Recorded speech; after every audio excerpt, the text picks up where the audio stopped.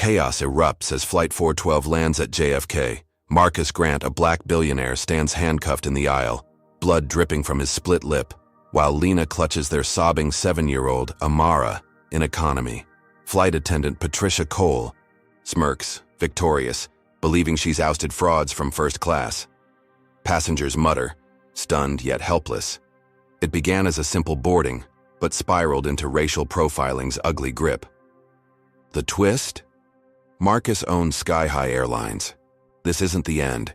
It's the start of a reckoning that'll echo for decades. What unleashed this storm? Before we dive in, tell us where you're watching from. If you stand for justice, hit like, subscribe, and join us for more epic tales of truth prevailing. The afternoon sun blazes over Los Angeles International Airport as Marcus Grant, Lena, and their 7-year-old daughter Amara weave through the bustling terminal toward Gate 47. Marcus, a towering figure with broad shoulders, wears a faded gray hoodie and dark jeans, his usual tailored suit swapped for something low-key. Lena, radiant despite the chaos around her, sports a butter-yellow sundress that flows with every step, her braided hair pulled into a loose bun. Amara skips beside them, her ladybug-shaped backpack bouncing, stuffed with crayons and a battered stuffed turtle she calls Mr. Snaps. They're bound for New York on Sky High Airlines Flight 412, a rare escape from Marcus's relentless schedule as the airline's elusive owner. To dodge the spotlight, he booked the tickets under his assistant's name, a trick he's used before to keep his family's life private. Today, they're just another trio craving a weekend of Central Park picnics and Broadway lights.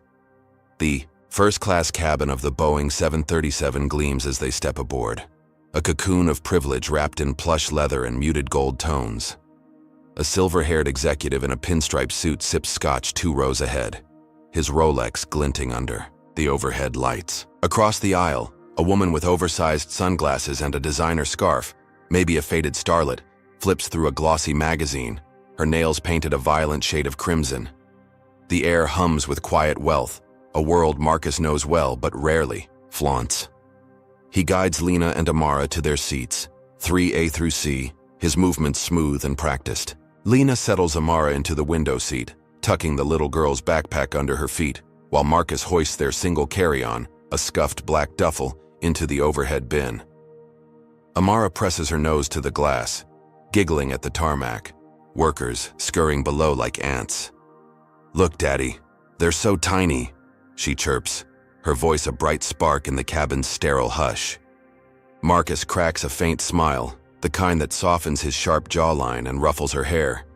"They're working hard just like us," he says, easing into his seat beside Lena. Lena adjusts her dress, smoothing the fabric over her knees, and leans toward Marcus. "Think we'll actually get peace this time?" she asks, her tone teasing but laced with a thread of hope. He shrugs, his dark eyes scanning the cabin. "We'll see. Long as the coffee's decent, I'm good." His voice carries a gravelly warmth, a shield against the world he's built from nothing. The other passengers offer fleeting glances, some with polite nods, others with the blank stares of the self-absorbed. It's a moment of calm, a snapshot of a family stealing normalcy from a life of power.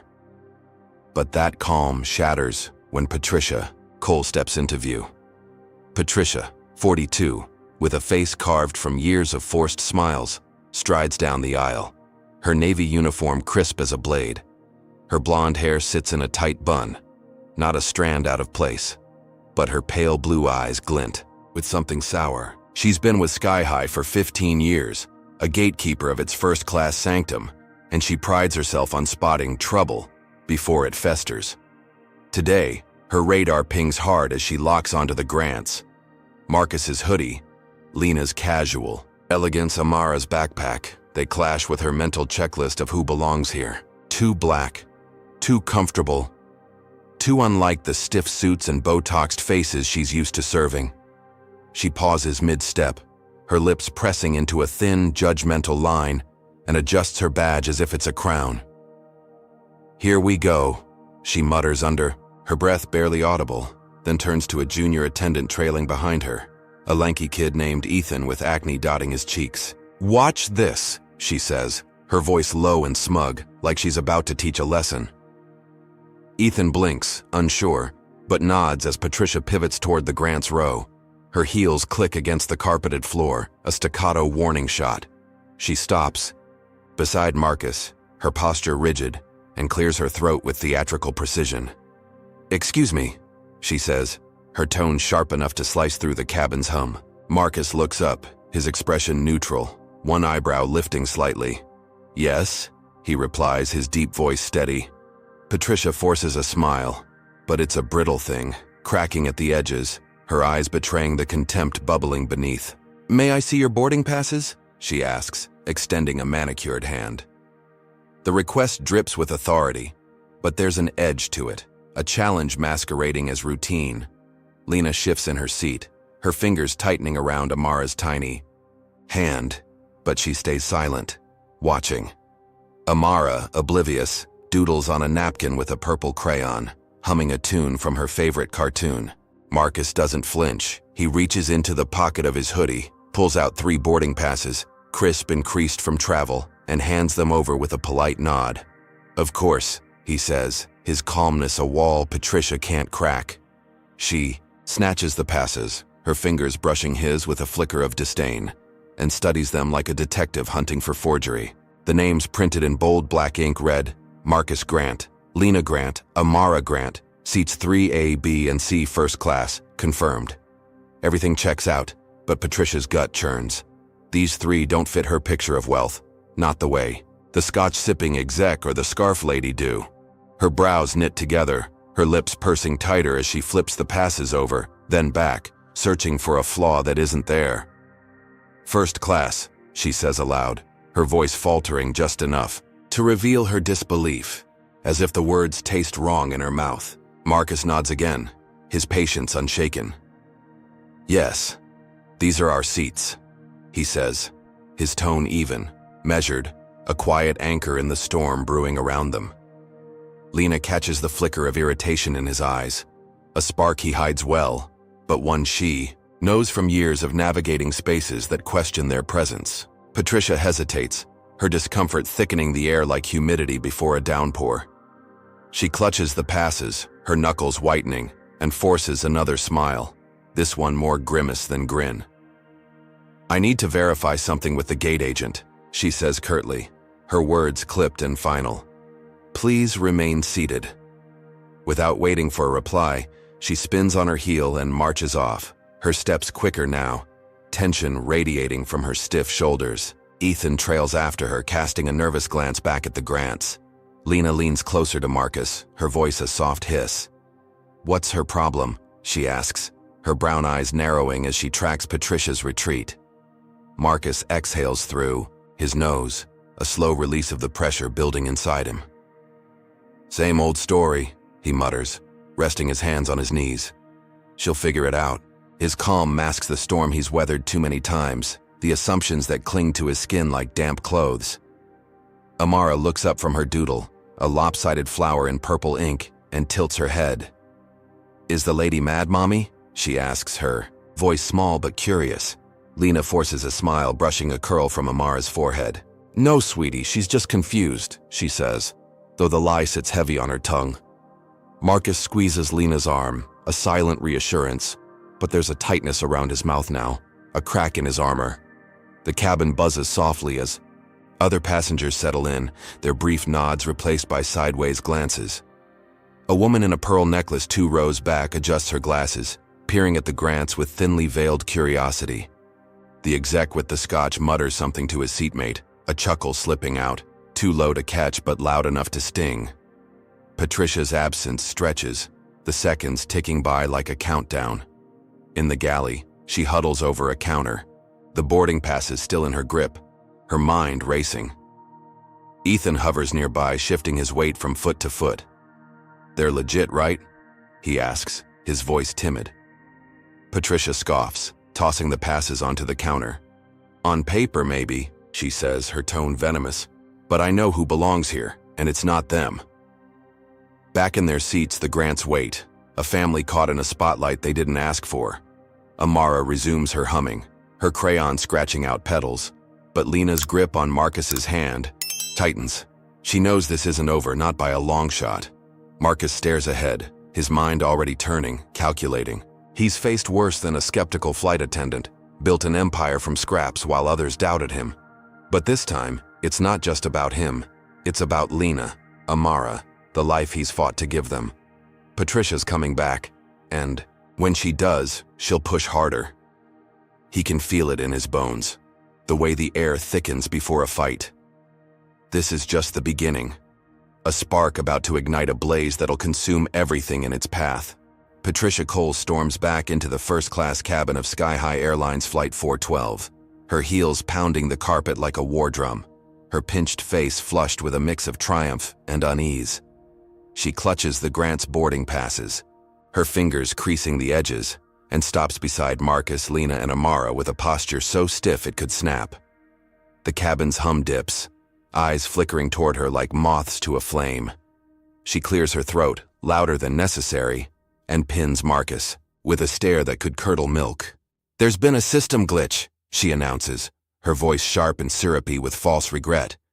"Your seats appear double-booked. I'll need you to move to economy until we resolve this." Her words hang heavy, a guillotine poised to drop, and the lie beneath them stinks like cheap perfume. What's she playing at? Is this really about a glitch or something uglier simmering in her gut? Marcus sits straighter, his broad frame filling the seat, and meets her gaze with a calm that unnerves her. "That's odd," he says, his deep voice steady as granite. "These tickets were confirmed weeks ago, paid in full. No issues at check-in." He leans forward slightly, hands resting on his knees. A man who knows his ground and won't budge easy. Lena's head tilts, her sundress rustling as she shifts, her eyes narrowing to slits. She's heard this song before, the tired tune of doubt slung at them in restaurants, stores, everywhere they dare to exist. Amara, nestled by the window, pauses her doodling, her purple crayon hovering over a half-drawn flower, sensing the air thicken. Patricia blinks, her forced smile twitching, but she doubles down. "Rules are rules," she snaps, cutting him off before he can press further. It's procedure, happens all the time. Does it though? Or is this her own twisted script? Lena's patience frays like a worn thread. She leans across Marcus, her voice low but slicing. "If it's such a common glitch, where's your supervisor? I'd like this explained properly." Her tone dares Patricia to flinch, a mother lion guarding her cubs. Amara clutches Mr. Snaps, her stuffed turtle, tighter, her small brow furrowing. Patricia's smirk creeps out, a venomous little twist of her lips, and she plants her hands on her hips. "I am the supervisor here," she says, her words dripping with smug authority. "And I'm telling you to move. Now." The cabin stirs, a ripple of whispers spreading. The silver-haired exec glances over his scotch, eyebrows raised. The woman with the crimson nails lowers her magazine, her sunglasses slipping to reveal a flicker of curiosity. Is Patricia overstepping, or does she smell blood in the water? Patricia doesn't wait for a reply. She snaps her fingers, a sharp crack that echoes, and two male attendants lumber forward from the galley like hired muscle. One's a beefy guy with a buzz cut, his name tag reading Carl, his arms crossed over a chest that strains his uniform. The other, shorter but wiry, sports a patchy beard and a scowl, his tag proclaiming him Vince. They loom over the Grant's row, silent but menacing, their presence a wall of intimidation. Carl cracks his knuckles, a deliberate pop-pop-pop, while Vince shifts his weight, his eyes darting between Patricia and Marcus. Amara whimpers, shrinking into her seat, her ladybug backpack sliding to the floor with a soft thud. Lena pulls her daughter closer, her arm a shield, but her glare could melt steel. Marcus exhales slowly, his jaw tightening, a storm brewing behind his calm. "This necessary?" he asks, nodding at the goons, his voice low, but edged with steel. "Can you feel the tension coiling tighter? What's a father supposed to do when his kid's scared senseless over nothing?" Patricia folds her arms, her badge glinting under the cabin lights like a medal of war. "Just making sure everyone complies," she says, her tone icy. "Let's not make a scene." The irony's thick. She's the one turning heads, but she doesn't care. Marcus weighs his options, his mind a chessboard, every move calculated. He could push back, demand the captain, but Amara's trembling lips and Lena's clenched fist tell him to de-escalate for now.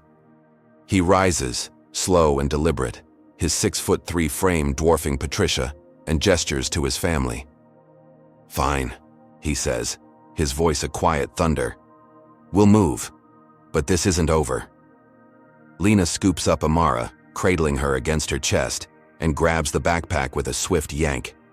Marcus slings the duffel over his shoulder, his steps measured as he leads them toward economy, a king forced off his throne. The walk down the aisle feels like a gauntlet. First-class eyes follow them, some with pity, others with sneers. The exec mutters, "Should have known better," his scotch sloshing as he chuckles.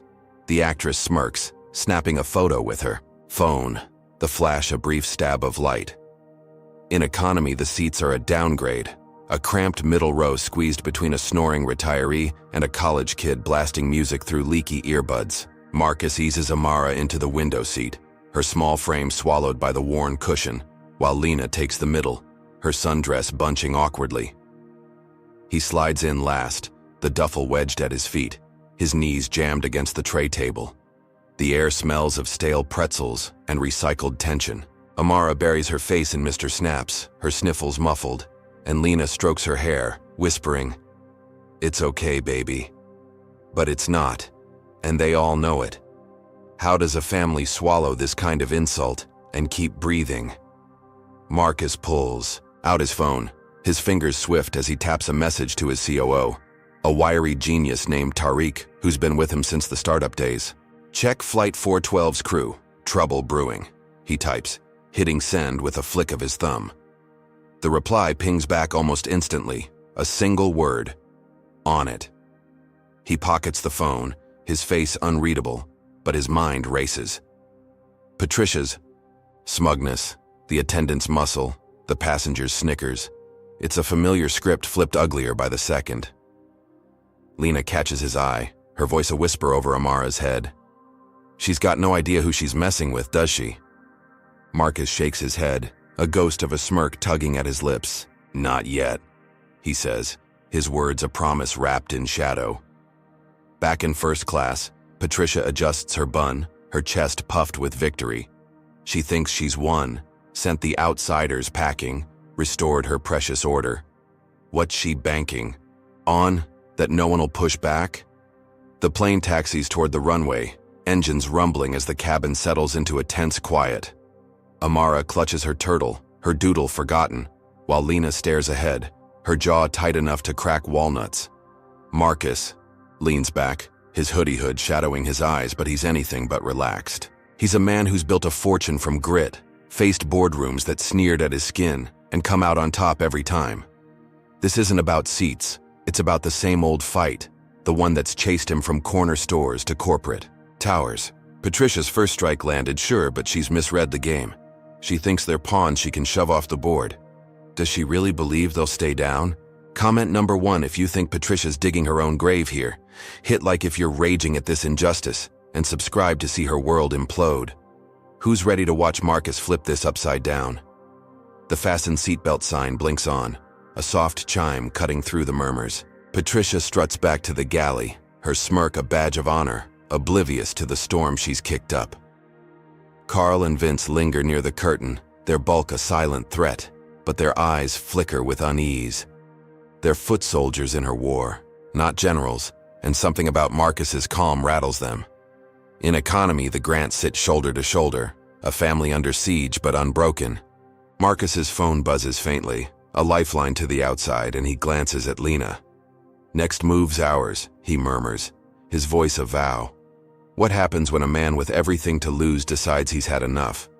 Stick around, because this flight's about to hit turbulence no one saw coming. The hum of sky-high Airline's Flight 412 fills the economy cabin as Marcus Grant, Lena, and Amara settle into their cramped new seats, the sting of their forced relocation still raw. Marcus wedges his long legs against the tray table, his gray hoodie stretched tight across his shoulders while Lena adjusts Amara's ladybug backpack, tucking it under the seat ahead. Amara clutches Mr. Snaps, her stuffed turtle, her sniffles quieter now but her eyes still glassy with confusion. The air reeks of stale fabric and the college kid's sour energy drink spilling over in the next row. Across the aisle, a beefy, white guy in a stained polo shirt, Ted, leans over, his breath heavy with peanuts and spite. "Should have known your place, huh?" He jeers, his voice loud enough to turn heads. His sunburned face twists into a grin, gold chain glinting under the cabin lights. Lena's head snaps up, her brown eyes blazing, and she fixes him with a stare that could shatter glass. "Mind your own damn business," she hisses, her words a whip crack. Ted snorts, leaning back, but his smirk lingers, a challenge unmet. In the galley, Patricia Cole leans against the counter, her navy uniform pristine despite the chaos she's stirred. Her pinched face glows with smug satisfaction as she pours coffee into a styrofoam cup, the bitter steam curling up. Jake, a wiry attendant with a mop of brown curls, hovers nearby, his hands fidgeting with a tray of napkins. "They didn't even fight back," Patricia brags, her voice low and gloating. "Typical." She sips the coffee, her lips curling around the rim, savoring her victory like it's sugar-coated. Jake shifts his weight, his brow furrowing, and glances toward economy. "You sure about this?" he asks, his tone cautious, almost timid. "I mean, their tickets looked fine to me." Patricia's eyes narrow, her grip tightening on the cup until it dents. She sets it down with a thud and steps closer to the service computer, punching in the Grant's seat numbers with sharp jabs. The screen flickers, then displays their booking. Marcus Grant, Lena Grant, Amara Grant, first class, confirmed, paid, in full, no flags. Jake peers over her shoulder, his breath catching. "See, they're legit," he says, pointing at the glowing text. Patricia's jaw clenches, her pale blue eyes flashing with defiance. "Doesn't matter," she snaps, slamming the keyboard tray shut. "They don't look first class, you know what I mean." Her voice dips into a conspiratorial whisper, her bun tilting slightly as she leans in. Jake recoils, his unease blooming into a knot in his gut, but he nods faintly, too green to challenge her. She turns away, smoothing her uniform, her mind already spinning excuses for the glitch she invented. Back in economy, Marcus stares out the tiny window, the clouds a gray smear against the glass, his calm a mask over the fury simmering beneath. Lena brushes a curl from Amara's forehead, her touch gentle but her posture rigid. Ted's taunt still echoes, a splinter under her skin, and she mutters to Marcus, "People like him never learn." Marcus nods, his fingers drumming a slow rhythm on his knee. "They will," he says, his voice a quiet vow. He pulls out his phone, the screen lighting his face in the dim cabin, and opens his messages. Tariq's last reply. On it. Stares back at him. Marcus types fast, his thumbs a blur. Dig into the crew, especially the lead attendant. History of complaints, anything racial. Now. He hits send, the whoosh of the message cutting through the engine's drone. Seconds later, Tariq responds. Got her. Patricia Cole, 15 years, 3 filed complaints, all profiling, all swept under the rug, working on more. Marcus's lips twitch, not quite a smile, more a predator scenting blood. He dials a number, his movements swift but deliberate, and presses the phone to his ear. Derek, he says when the line picks up, his voice low, commanding. Derek Vance, Sky High's VP of Operations, a lanky white guy with a knack for damage. Control, answers with a crisp, Marcus, what's up? Marcus doesn't waste breath. Flight 412, your lead attendant, Patricia Cole, just kicked my family out of first class for no reason. Fix it. Now. Derek's silence crackles. Then Jesus, Marcus, I'll handle it. Gimme 10 minutes. The plane cruises at 35,000 feet, the cabin lights dimming as lunch trays rattle out. Amara nibbles a cracker, her appetite gone, while Lena watches Marcus, her eyes searching his stoic face. What's the play? She whispers, leaning close. Waiting on Derek, he murmurs back, pocketing his phone. She's about to learn who she's screwed with. In the galley, Patricia chats with Carl, the buzz-cut attendant, about her takedown, her laughter a brittle cackle. Jake, still uneasy, slips away to the service cart, his hands shaky as he stacks juice cups. The intercom chimes, cutting. Through her gloat, and the captain's voice booms, calm but firm.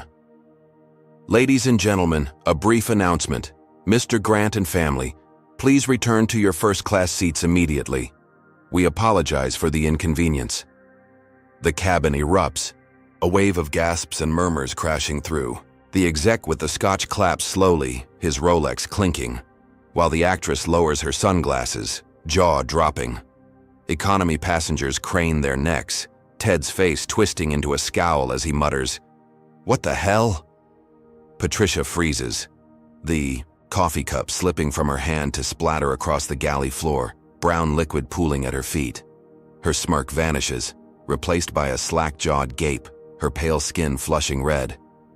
"No way," she breathes, her voice a ragged whisper. Jake stares at her, wide-eyed, then bolts to clean the spill, leaving her rooted. Carl and Vince exchange glances, their bravado crumbling. Marcus rises in economy, his frame unfolding with quiet power, and gestures to Lena and Amara. "Let's go," he says, his tone even but laced with steel. Lena scoops up Amara, who clutches Mr. Snaps tighter, her small face brightening at the shift. They stride back to first class, heads high, the duffel swinging from Marcus's shoulder like a war trophy. Passengers cheer, a ragged chorus of "about time" and "good for them" rippling through the rows. The exec nods at Marcus, a rare flicker of respect, while the actress snaps another photo, this one captioned "Justice" on her X-post. Patricia staggers to the galley curtain, peering out as the Grants reclaim their seats. Marcus settles into 3A, his hoodie hood pushed back, revealing a jawline carved from resolve. Lena tucks Amara into the window seat, whispering, "See, baby, we're back where we belong." Amara giggles, her fear fading, and resumes her doodle, adding a sun to her flower. Patricia's stomach churns, her victory souring into a bitter pill. She thought she'd won, sent them packing with their tails tucked. But now the cabin's alive with their triumph, her humiliation laid bare. She grips the curtain, knuckles white, her mind racing. This can't stand. She won't let it.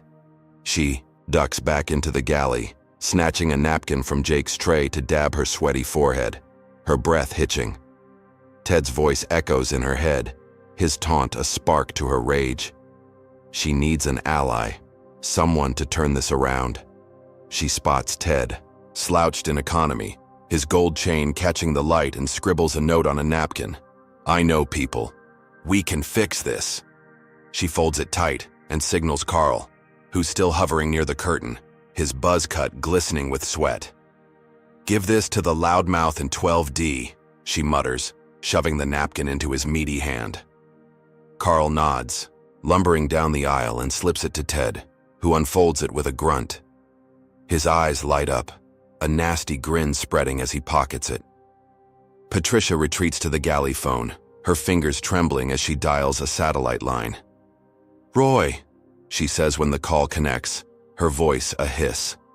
Roy, a gravelly ex-cop with a rap sheet she's ignored for years, grunts on the other end. "What's up, Trish?" She glances around, ensuring Jake's out of earshot. "Frame them. Drugs, whatever. I want them gone when we land at JFK. Can you do it?" Roy chuckles, a sound like gravel grinding. "For you? Easy. I'll be there." She hangs up, her pulse pounding, a twisted relief flooding her veins. Marcus, back in first class, senses the shift, the weight of Patricia's glare from the galley. He pulls out his phone again, texting his security chief, a grizzled ex-Marine named Leon. "JFK landing, eyes open, trouble's not done." "Leon's," reply pings back, "locked in, boss." Marcus leans back, his calm a fortress, but his eyes stay sharp. The captain's voice saved him this round, but Patricia's not finished. He can smell it. Lena catches his look, her hand resting on his arm. "She's not letting this go, is she?" she asks, her voice a thread of steel. Marcus shakes his head. "Nope. But neither are we." The plane drones on, slicing through the sky, a battleground suspended 35,000 feet above the earth. Sky High Airlines Flight 412 cruises through the late afternoon sky, the cabin lights casting a soft glow over the first-class seats where Marcus Grant, Lena, and Amara now sit, reclaimed from their brief exile. Marcus stretches his legs, his gray hoodie bunched at the elbows, his broad frame relaxed but his dark eyes alert, scanning the aisle like a hawk. Lena smooths Amara's curls, her yellow sundress a splash of warmth against the leather seat, and hands her daughter a juice box from the tray table. Amara clutches Mr. Snaps, her stuffed turtle in one hand, sipping the apple juice with a faint smile, her earlier tears dried by the thrill of their return. "We're back, Mommy," she chirps, kicking her small feet against the seat. Lena nods, her lips curving gently. "Right where we belong, baby," she says, her voice steady but her gaze flickering toward the galley, where trouble still brews.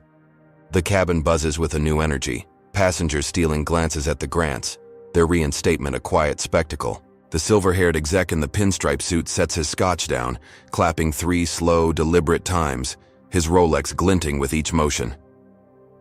"Well played," he mutters, loud enough for Marcus to hear, a rare nod of approval from the old money crowd.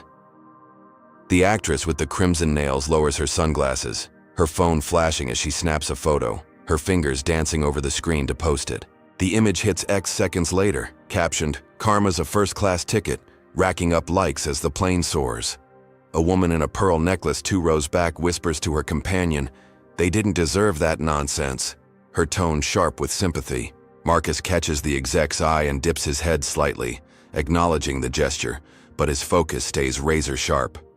Patricia Cole emerges from the galley, her navy uniform still crisp, but her pinched face flushed a mottled red, her bun tilting, as if her pride's taken a hit. She strides toward the Grants' row, her heels clicking softer now, her posture stiff with forced composure. She stops beside Marcus, her pale blue eyes darting between him, Lena, and Amara, and clears her throat. "I apologize for the inconvenience," she says, her voice clipped and brittle, each word dragged out like it pains her. Her lips twitch into a half-smile, but her gaze burns with a rage she can't mask. Marcus leans back, his hands resting, on his knees, and fixes her with a stare that could drill through steel. "Inconvenience," he repeats, his deep voice flat, letting the word hang like a guillotine. Lena's eyebrow arches, her fingers tightening around Amara's juice box, but she stays silent, letting Marcus lead. Patricia shifts her weight, her badge catching the light, and nods curtly. "A misunderstanding," she adds, her tone sharpening as she backpedals. "It's resolved now." She spins on her heel and retreats, her steps quick and jerky, disappearing behind the galley curtain. Her apology's a hollow shell, and Marcus knows it. She's not sorry. She's cornered. Lena leans closer, her voice a whisper over Amara's head. "She's pissed," she says, her brown eyes narrowing. Marcus nods, his jaw tightening. "Good," he mutters, his calm a fortress around the storm inside. Amara slurps her juice, oblivious, adding a wobbly cloud to her doodle, but the tension between her parents crackles like static. In the galley, Patricia slams a tray onto the counter, her hands trembling as coffee sloshes over the edge. Carl, the buzzcut attendant, lounges nearby, picking at his nails, while Jake wipes down the sink, his curls bouncing with each nervous swipe. "They're back up there like nothing happened," she spits, her voice a venomous hiss. "Humiliating me in front of everyone." Carl grunts, glancing up. "You pushed it too far, Trish," he says, his tone gruff, but not unkind. She whirls on him, her bun wobbling. "I was right to question them," she snaps, her pale skin blotching with fury. "They don't belong up there, glitch or not." Jake pauses, his rag dripping, and mutters, "Tickets were legit, though." But she ignores him, her mind churning darker plans. Ted, the loudmouth from Economy, shuffles past the galley curtain, his stained polo shirt reeking of sweat and peanuts. He catches Patricia's eye and slips her a crumpled napkin, his gold chain swinging as he leans in. "Read it," he whispers, his breath hot and sour. She unfolds it, her fingers unsteady, and scans his scrawl. "I know people. We can fix this. Her pulse quickens, a twisted lifeline in her sinking ship. She nods once, sharp and decisive, and Ted slinks back to his seat, a nasty grin spreading. Patricia grabs the galley phone, her movements jerky, and dials the satellite line she used before. "Roy," she says when he picks up, her voice low and urgent. "It's me. They're back in first class, but I need them gone. Frame them. Drugs, whatever, just make it stick when we hit JFK." Roy's gravelly laugh rumbles through. "Got it, Trish. I'll plant something clean. Cops will eat it up. See you at landing." She hangs up, her chest heaving, a sick satisfaction curling her lips. She's not done. Not by a mile. Back in first class, Marcus senses the shift, the weight of unseen eyes prickling his neck. He pulls out his phone, the screen glowing faintly, and taps a new message to Leon, his security chief. "JFK landing. Trouble's brewing. Likely a setup. Have the team ready." Leon's reply pings back fast. "On high alert, boss. We'll sweep the scene." Marcus pockets the device, his hoodie hood shadowing his face, but his mind races. Patricia's retreat wasn't surrender, it was a reload. He glances at Lena, who's watching Amara doodle a lopsided plane, and murmurs, "She's planning something." Lena's hand pauses mid-stroke on Amara's hair, her voice a thread of steel. "Let her try," she says, her eyes meeting his, a shared resolve burning bright. The plane begins its descent, the engines whining as the fasten seatbelt sign blinks on. Passengers shift, stowing trays and buckling in, the cabin alive with the rustle of anticipation. In economy, Ted slouches, his gold chain tangled in his collar, his mind buzzing with the chaos he's helped ignite. The actress in first class posts another update. "Landing soon, drama's not over," her followers eating it up. The exec sips his last drop of scotch, oblivious to the storm about to break. Patricia emerges from the galley, her face a mask of calm, and takes her jump seat, her hands clasped tight to hide their tremble. She thinks she's got the upper hand, Roy's her ace in the hole, and the Grants won't see it coming. Flight 412 touches down at JFK, the wheels screeching against the tarmac, a jolt rippling through the fuselage. The cabin lights brighten, passengers unbuckling with groans and stretches, eager to escape. Marcus, Lena, and Amara stay seated a beat longer, gathering their things with deliberate care. Marcus slings the duffel over his shoulder, its weight familiar, while Lena lifts Amara, who clutches her turtle and doodle pad, her small face bright with the promise of New York. They step into the aisle, a family unbroken despite the bruises of the flight, and head for the jetway. Patricia watches from her perch, her smirk creeping back, a predator scenting prey. She nods faintly to herself as they pass, her plan ticking like a bomb. At the gate, Roy waits, a hulking figure in a faded leather jacket, his gray hair buzzed, short, his eyes shadowed by a lifetime of dirty deeds. He blends into the crowd, a ghost among the travelers, and tracks the Grants as they emerge. Marcus strides ahead, his hoodie hood up, Lena and Amara close behind, their steps steady but weary. Roy slips a hand into his pocket, palming a small baggie of white powder, its edges crinkling faintly. As Marcus reaches for the duffel to adjust it, Roy moves, swift and silent, brushing past with a practiced bump. His fingers slide the baggie into an outer pocket, the motion so smooth it's invisible to the untrained eye. He melts back into the throng, his job done, and dials a burner phone. "TSA now?" he growls to his contact, a crooked agent on the take, and hangs up, vanishing into the terminal's chaos. Marcus adjusts the duffel, oblivious to the plant, and guides his family toward baggage claim, his senses tingling but no proof in hand. Lena squeezes Amara's hand, her sundress swaying with each step, her instincts screaming danger but her focus on keeping her daughter calm. The terminal buzzes, a hive of noise and motion, but a shadow looms. Roy's trap set, Patricia's, revenge primed to strike. The Grants think they've won, reclaimed their place with a captain's word, but the ground beneath them is about to crack wide open.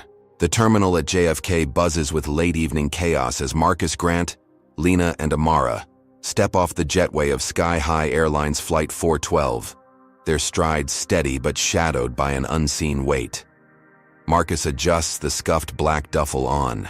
His shoulder, his gray hoodie hood pulled low, his sharp jaw set tight beneath it.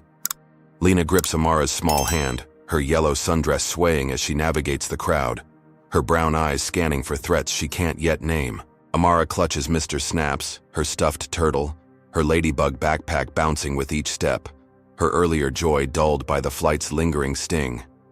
They weave toward baggage claim, a family battered but unbroken, unaware of the noose tightening around them. Roy, the ex-cop with a leather jacket and a predator's grin, watches from the fringes, his gray buzz cut blending into the sea of travelers. His baggie of white powder sits snug in Marcus's duffel, a silent bomb ticking down. They reach the baggage claim, a cavernous hall of whirring belts and impatient bodies. Marcus sets the duffel at his feet, rolling his shoulders to ease the sick while Lena kneels to tie Amara's sneaker, her fingers swift but tense. The crowd parts suddenly, a ripple of authority cutting through, and 4 TSA agents in navy polos swarm in, their radios crackling. The leader, a stocky guy with a shaved head and a badge reading Perez, zeroes in on Marcus, his hand hovering near his holster. "Marcus Grant?" he barks, his voice a gunshot in the din. Marcus turns, his calm unshaken, and nods once. "That's me," he says, his deep tone even. Perez smirks, a nasty twist of his lips, and gestures to the duffel. "We got a tip. Need to search your bag. Now." Lena rises, pulling Amara behind her, her sundress flaring as she steps forward. "What tip?" she demands, her voice slicing through the noise. "What's brewing here? Is this just protocol or a dagger aimed straight at them?" Perez ignores her, snapping his fingers at a wiry agent with a buzz cut who snatches the duffel and unzips it with a vicious tug.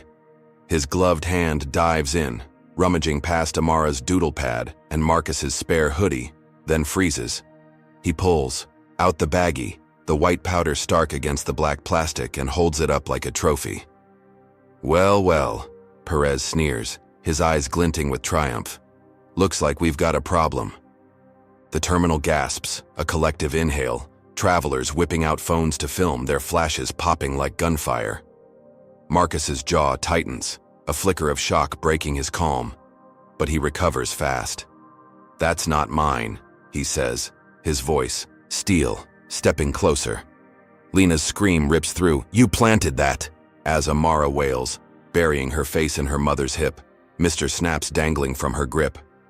Perez chuckles, a low, dirty sound, and signals his team. "Cuff him," he orders, his tone final. 2 agents lunge, their meaty hands yanking Marcus's arms back, the metal cuffs clicking shut with a cold snap. He resists just enough to stumble, his hoodie sleeve tearing as a fist grazes his lip, splitting it open. Blood trickles down his chin, a red streak against his dark skin, and he staggers, his knees hitting the tile. Lena lunges forward, her hands clawing at Perez's arm, but a 3rd agent shoves her back, her sundress tangling as she catches Amara before they both fall. "Get off him!" she yells, her voice raw, tears streaking her face. Amara's sobs echo, a high-pitched keening that pierces the terminal's roar. Perez looms over Marcus, his smirk widening. "Tell it to the judge," he snaps, nodding to his team. They haul Marcus up, his blood dripping onto the floor, and drag him toward a security door, his boots scuffing the tiles. Can you feel the injustice boiling over? How does a man stay strong when the system's rigged to break him? At the gate, Patricia Cole lingers, her navy uniform a stark silhouette against the jetway's mouth, her pinched face glowing with a smugness she can't hide. She watches the scene unfold, her arms crossed, her bun pristine despite the flight's chaos. The passengers streaming past gasp and mutter, their outrage a low hum. But she drinks it in, her pale blue eyes glinting with victory. "Got him," she mutters to herself, her lips curling into a venomous smile. Her plans clicked into place, Roy's plant a masterstroke, and Marcus's fall is her crown. She turns away, her heels clicking toward the crew exit, her chest puffed with the thrill of revenge. Back in the terminal, the crowd swells, phones thrust high, the footage hitting X in real time. A post from an onlooker explodes. "First class. Fraud caught at JFK. Drugs in his bag." It racks up retweets, the hashtag #SkyHighBus trending within minutes. Ted, slouched near baggage claim, his gold chain tangled in his stained polo, grins as he taps his phone, fueling the fire. Knew they were trouble, he posts, attaching a blurry clip of Marcus in cuffs, the blood stark against his hoodie. His followers lap it up, comments piling on. Should have stayed in economy. Typical. Lock him up. Lena, trembling, pulls out her phone, her fingers shaking as she dials their lawyer, a sharp-tongued woman named Carla Reyes. "Carla, it's Lena," she says, her voice breaking. "They've got Marcus. Planted drugs. TSA's taking him. Get here now." Carla's reply crackles through. "On my way, stay calm. We'll fight this."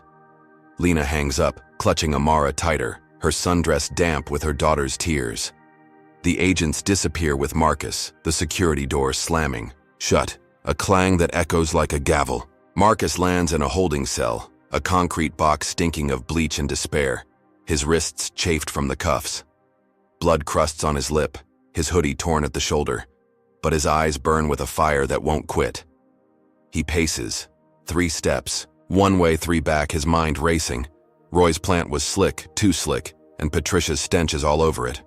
He bangs a fist against the wall, the thud dull, his calm cracking under the weight of this new cage. Outside, Lena rallies, her lawyer en route, but the terminal's chaos swallows her pleas. She spots the captain, a graying man with a tired face, exiting the gate, and storms over, Amara in tow. "You saw what happened on that flight," she says, her voice a blade. "They set him up and your crew's involved." The captain flinches, his hands raised. "I reinstated you. That's all I could do," he stammers, his tone weak. "Patricia's untouchable right now. I've got no pull here." Lena's eyes narrow, her grip on Amara tightening. "Coward!" she spits, turning away, her faith in the system crumbling. Marcus's security chief, Leon, pings his phone from outside. "Team's digging. Found Roy on flight logs, linked to Patricia. We've got something." Marcus can't reply, locked in his cell, but Tariq, his COO, picks up the thread, cross-referencing Roy's name with past crew records. The pieces snap together, a trail of dirt leading back to Patricia's call. Lena gets the update, her phone buzzing as she huddles with Amara near a bench, the terminal's noise a relentless drone. She whispers to her daughter, "Daddy's coming back, I promise." But her voice wavers, the trap's jaws too tight. Patricia, now at the crew lounge, smirks at her phone, Ted's post glowing on the screen. She thinks she's untouchable, the Grant's crushed under her heel, but the captain's fear, Leon's lead, and Lena's fire hint at cracks she can't see. Hey folks, this is getting wild. Comment number 1 if you think Patricia's gone too far with this setup. Smash that like button if you're rooting for Marcus to break free, and subscribe to catch every twist as this fight explodes. Should Lena trust the system to save him, or is she right to call the captain out? How does a family hold on when the world's cheering their fall? Stick with us, because the next move's gonna flip this whole game on its head.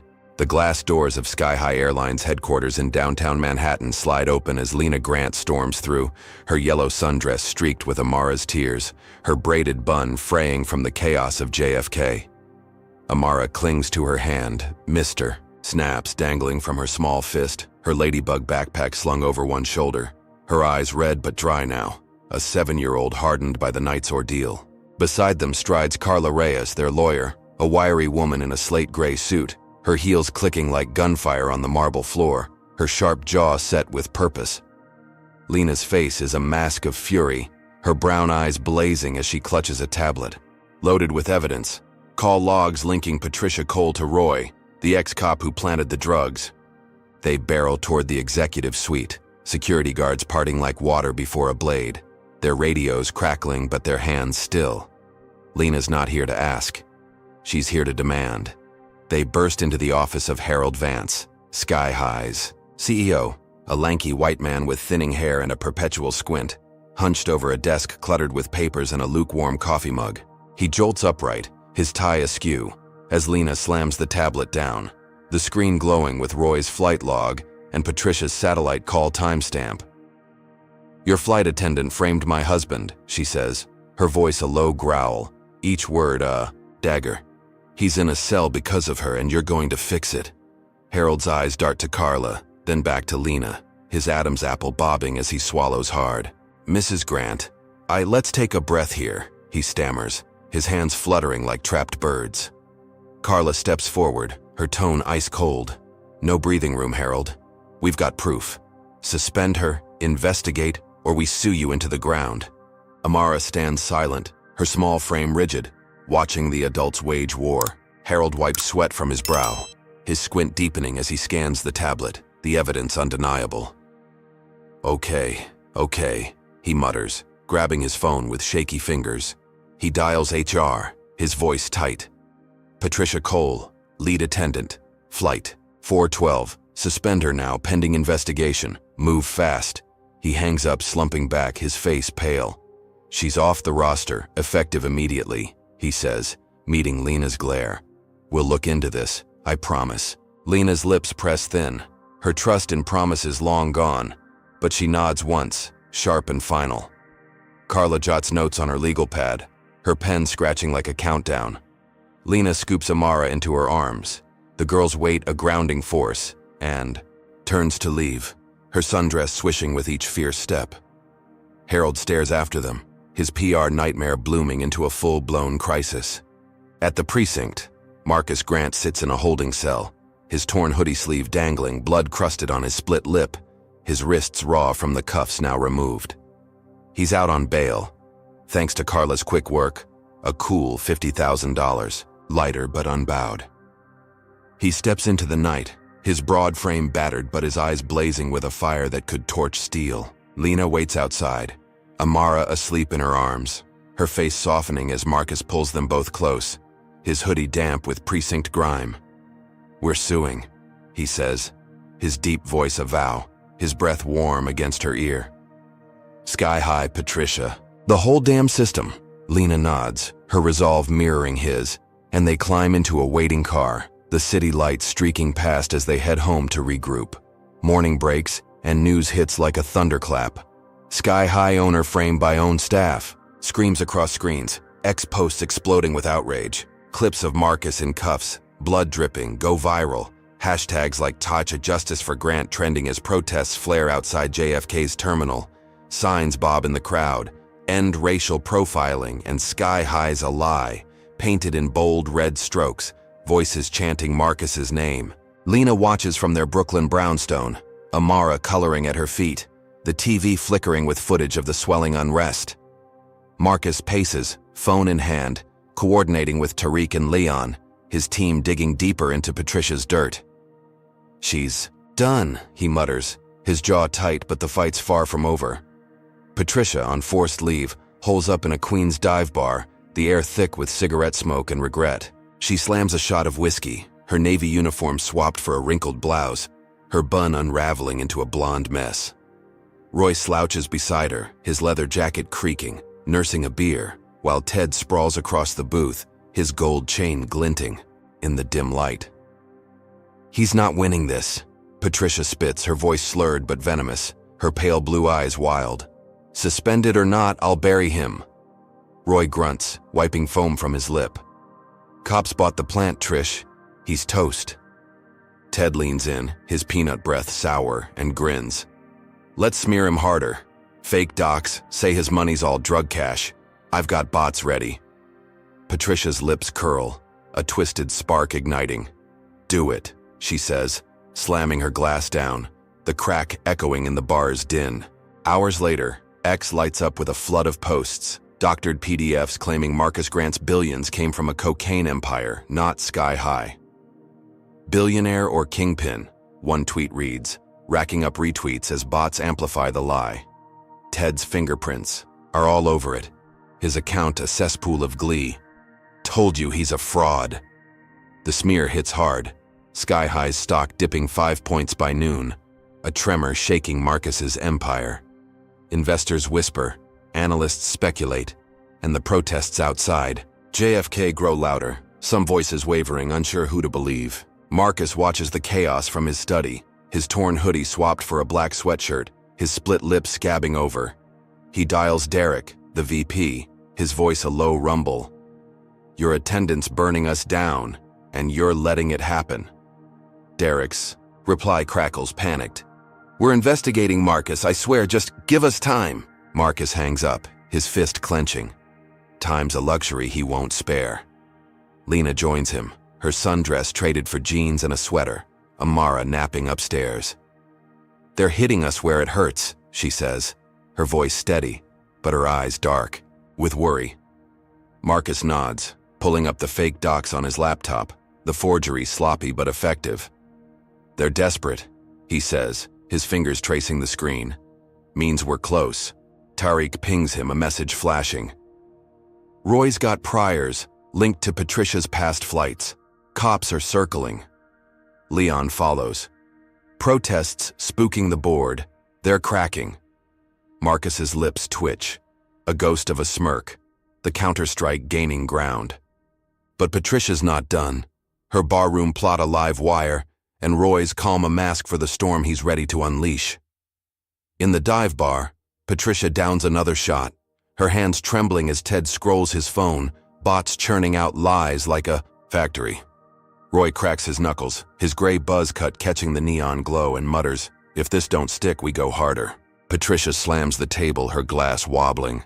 "It'll stick," she snarls, her voice a jagged edge. "He's not walking away from this." Her suspension's a slap, not a defeat, and she's got nothing left to lose. The whiskey burns, her throat, fueling her rage while Ted's bots flood the internet, a digital tidal wave aimed at Marcus's heart. Outside, the protests roar, a city teetering on the edge, and Sky High's stock ticker flashes red, each dip a wound to Marcus's legacy. Marcus stands at his study window, the Brooklyn skyline a blur, his broad frame a silhouette against the glass. Lena rests a hand on his shoulder, her touch a tether, and whispers, "We've got them running." He turns, his split lip curling faintly. "Not fast enough," he says, his voice gravel and steel. The news blares, a reporter breathless. Protests escalate as Sky High reels from framing scandal. The smear campaign's a gut punch, but the evidence against Patricia's piling up, a noose tightening she can't see. Marcus's empire trembles, stock prices wobbling, but his resolve's ironclad. He's out of the cell, back in the fight, and Patricia's reckoning looms, her barroom bravado blind to the storm he's about to unleash. The Brooklyn brownstone hums with tension as Marcus Grant steps into his study, the morning sun slicing through the blinds, casting bars of light across his desk. He's swapped his torn hoodie for a crisp black button-down, the sleeves rolled to his elbows, his split lip scabbed over but his dark eyes burning with purpose. Lena hovers near the door, her jeans and sweater a quiet armor, her braided bun retightened, her face etched with resolve. Amara colors in the living room, her crayon scratching out a plane in bold reds. Mr. Snaps propped beside her, oblivious to the war her parents wage. Marcus boots up his laptop, the screen flaring to life, and dials Tariq, his COO, on speaker. "Give me everything," he says, his deep voice a command. Tariq's reply crackles through. Patricia's complaints, 3 confirmed, all racial, buried by HR. Roy's got priors, assault, bribery, tied to her on 5 flights. Marcus nods, his fingers drumming a steady beat, the pieces locking into a weapon. He schedules a press conference, noon sharp, outside Sky High's Manhattan HQ, the glass tower looming like a fragile giant. By 11, reporters swarm the steps, cameras flashing, mics thrusting forward, the air thick with anticipation. Marcus steps up, Lena at his side, her presence a silent pillar, Amara safe with a sitter. He's 6'3" of unyielding steel, his black shirt stark against the gray stone, blood still faintly crusted on his lip. "Patricia Cole framed me," he says, his voice booming, steady as a drum. "She's got a history, racial profiling, covered up by Sky High. Roy, her accomplice, planted drugs, ex-cop with a rap sheet. Here's the proof." He holds up a tablet, call logs and records glowing, then hands it to a reporter, a wiry woman with glasses who gasps as she scrolls. The crowd erupts, questions, flying, cameras whirring, X lighting up with Sky High exposed trending in minutes. Sky High's board scrambles, A frantic call convened in their sleek conference room. Harold Vance at the head, his squint deeper, his tie a noose around his neck. The stock's down 8 points, a freefall sparked by Marcus's words, investors bailing like rats from a sinking ship. "Fire her!" a board member snaps, a balding man with a red face, slamming his fist on the table. "She's killing us." Harold nods, his hands trembling as he signs the termination order. Patricia's 15 years torched in a heartbeat. News breaks fast. Sky-high fires attendant in framing scandal. Hit screens, protesters outside JFK roaring, their signs now reading "Justice served" and "Down with Sky-high" in jagged black ink. The hashtag "Dacha racist flight fail" surges. Patricia's name a curse trending globally. Her smirks and whiskey, shots a distant memory. Patricia, holed up in her Queens apartment, watches the news on a flickering TV, her blonde hair a tangled mess, her wrinkled blouse stained with sweat. She hurls a beer bottle at the screen, glass shattering, foam dripping. Down the wall her scream a raw guttural thing. "They can't do this," she yells, her voice cracking, but the termination email pings her phone, cold and final from HR. Effective immediately. Employment terminated. She collapses onto the couch, her pale blue eyes wild, her bun a ruin. The empire she thought, she'd topple now crushing her instead. Roy's not answering her calls, Ted's gone silent, and the world's turned against her. She's a ghost, unmoored, her revenge a boomerang slicing back. Marcus, fresh off the press conference, drives Lena and Amara to a midtown hotel, a sleek tower of glass and steel, their brownstone too exposed with protests raging. They check in, Amara clutching her doodle pad, her small frame dwarfed by the lobby's marble expanse. Marcus plans the next strike, his phone buzzing with updates, when Roy strikes first. The ex-cop lurks in the hotel parking lot, his leather jacket blending into the dusk, a lead pipe dangling from his hand. As Marcus steps out to grab Amara's backpack from the car, Roy lunges, the pipe cracking against Marcus's skull with a sickening thud. Blood sprays, a crimson arc across the pavement, and Marcus crumples, his black shirt soaking red. Amara screams from the lobby doors, her doodle pad tumbling, crayons scattering like shrapnel. Lena bolts out, her sweater snagging on the frame, and tackles Roy, her fists pounding his chest, her rage a feral thing. "Get off him!" she roars, her voice tearing through the night, driving Roy back as he stumbles, pipe clattering away. Marcus groans, blood pooling beneath him, his vision blurring but his will ironclad. Lena drags him to his feet, her arms trembling, her jeans stained with his blood, and shoves him toward the lobby as hotel security swarms. Roy bolts, vanishing, into the shadows, his gray buzz cut a fleeting ghost. Amara sobs, clinging to Lena's leg, Mr. Snaps abandoned on the concrete. Ted, parked nearby in a beat-up sedan, films it all, his gold chain glinting as he grins, uploading the clip to "Thug gets what he deserves." The video explodes 10,000 views in an hour, twisting the narrative again, Marcus's triumph smeared with blood and lies. Protesters waver, some cheering Roy's attack, others doubling down, the city a tinderbox ready to ignite. Lena gets Marcus to their suite, his head bandaged by a hotel medic, his black shirt swapped for a towel, blood crusted on his neck.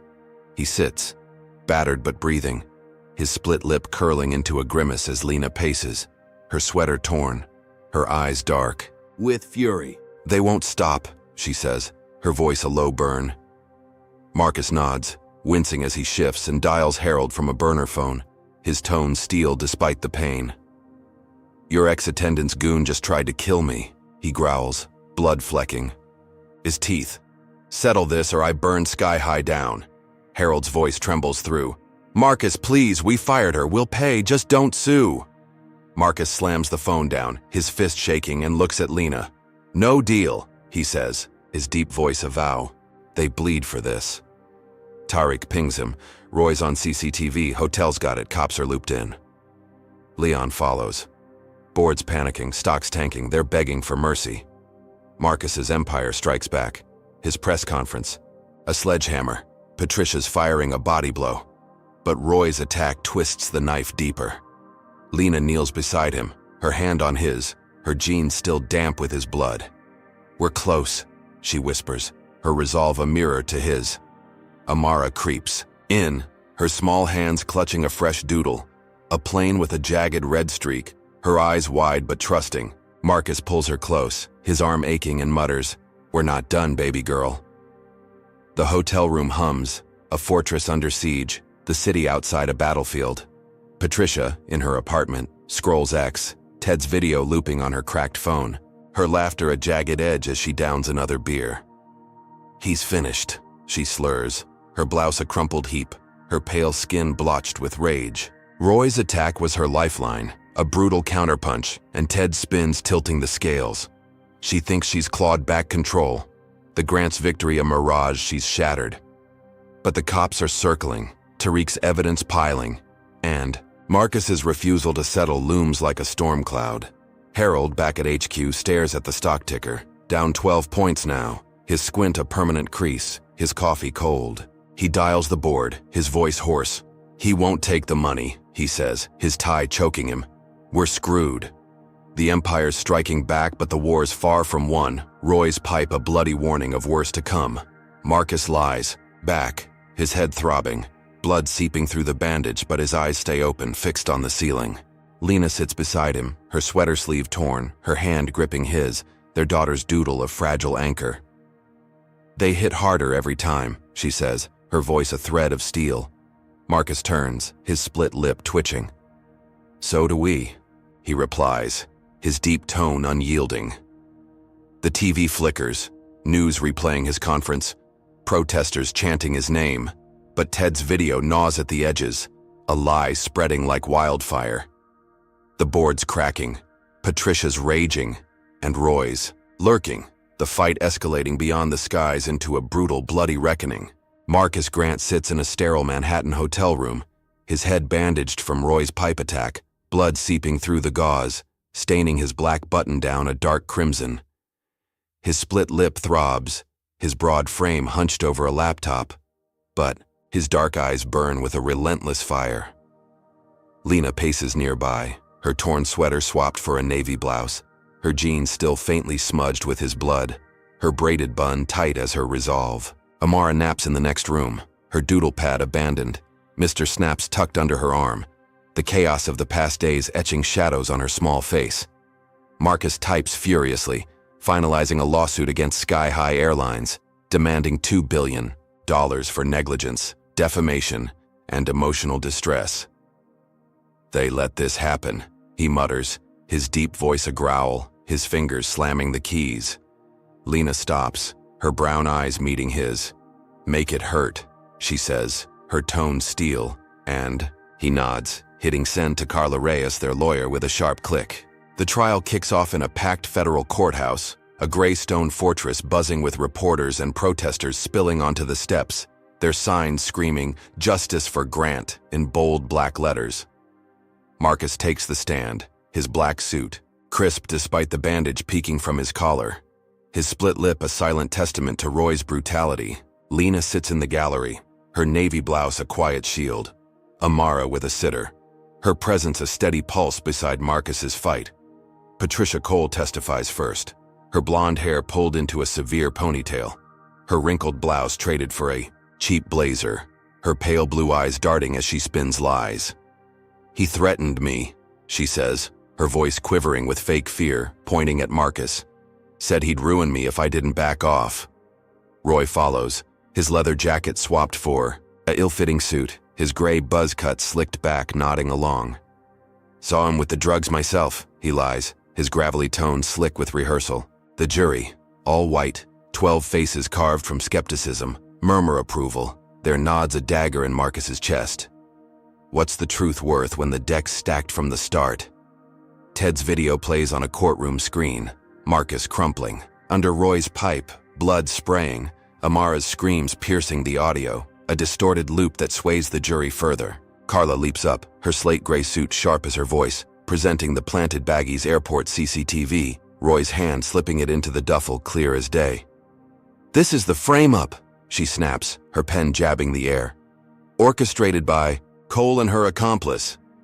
The footage flickers, undeniable, Roy's face caught in grainy detail, but Judge Grayson, a paunchy white man with a drawl and a good old boy smirk, bangs his gavel, his jowls shaking. Suppressed, he declares, his voice a lazy drawl, leaning back in his chair. Irrelevant to the possession charge, counselor. Move on. Carla's jaw drops, her eyes blazing, but Marcus's calm cracks, his fist clenching under the table. This ain't your courtroom, son, Grayson adds, his smirk widening, a wink to the jury that seals the bias tight. Can a man fight when the judge holds the noose? Lena slips out during a recess, her navy blouse damp with sweat, and digs into Grayson's past, her phone a lifeline to Tariq. Check him, she whispers, her voice urgent, pacing the courthouse hall. Tariq's reply pings back fast. Grayson's ex-partner at Roy's precinct, golf buddies, hush money rumors, deep ties. Lena's breath catches, her fingers trembling as she forwards it to Carla, the system's rot laid bare. She storms back in, her eyes locking with Marcus's, a silent signal of the war shifting gears. Carla adjusts her strategy, hammering Patricia's history, 3 racial complaints surfacing like ghosts, but Grayson stifles every blow, his gavel a hammer-crushing truth. The jury deliberates, their whispers a buzz behind closed doors, and Marcus sits, his bandage itching, his empire teetering as Sky High's stock plummets 10 points, a freefall fueled by whispers of his guilt. The verdict lands like a thunderclap. Guilty, 5 years for possession. Marcus rises, his black suit a shroud, his split lip twitching as bailiffs cuff him again, the metal biting his raw wrists. Lena bolts up, her navy blouse fluttering, her scream swallowed by the courtroom's roar. This is a lie. The gallery erupts, reporters scribbling, protesters outside howling as news vans swarm. Patricia smirks from the witness stand, her ponytail bobbing, her cheap blazer a badge of triumph, thinking she's won the war. Roy adjusts his tie, his gravelly chuckle low, while Ted slinks out, his gold chain glinting, already plotting the next smear. Marcus locks eyes with Lena, his deep voice cutting through. Keep fighting. Before the bailiffs drag him away, his boots echoing on the stone floor. How does a family hold on when justice turns its back? Lena collapses into a courtroom bench, her hands shaking, her navy blouse clinging to her skin, but her resolve hardens, a steel core forged in fury. She dials Tariq, her voice a blade. Expose Grayson now. Tariq leaks the judge's ties. To Roy to the press, a bombshell hitting X within hours. Corrupt judge rigged grant trial. Protests explode nationwide, Times Square to LAX. Chants of free Marcus, shaking the streets. Tires burning as sky-high offices face Molotov cocktails, glass shattering in the night. The hashtag, My System Failed trends, a tidal wave of rage. While Lena gathers Marcus's team, Leon and Carla at her side, their war room a hotel suite buzzing with plans. Sky High's stock craters, down 15 points. A death spiral Harold Vance can't stop. His squint, a permanent wince. Patricia vanishes. The termination email a noose she slips, cashing Harold's secret payout. A 6-figure hush deal wired to an offshore account. She meets Roy and Ted in a Vegas motel, neon flickering through cracked blinds, her blonde ponytail loose, her blazer swapped for a hoodie, her pale blue eyes glinting with greed.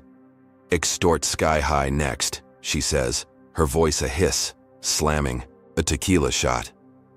They're weak, we squeeze.